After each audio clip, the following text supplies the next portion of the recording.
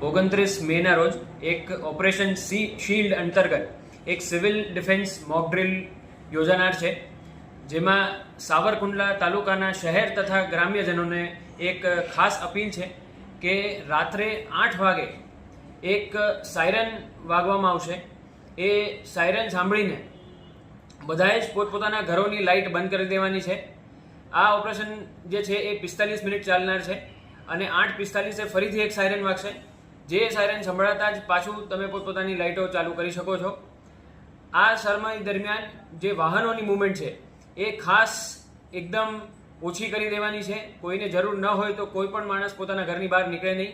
કોઈ પણ વાહન બહાર હશે અને ઇમરજન્સી લગત નહીં હોય તો એ બધા થંભાવી દેવામાં આવશે.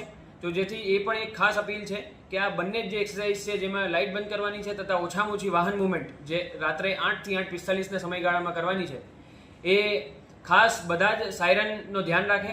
અને શહેરી તથા ગ્રામ્યજનો બંનેને અપીલ છે કે આ ઓપરેશન અને આ જે ઓપરેશન શીલ્ડ છે એને મહત્તમ આપણે સક્સેસ અપાવીએ.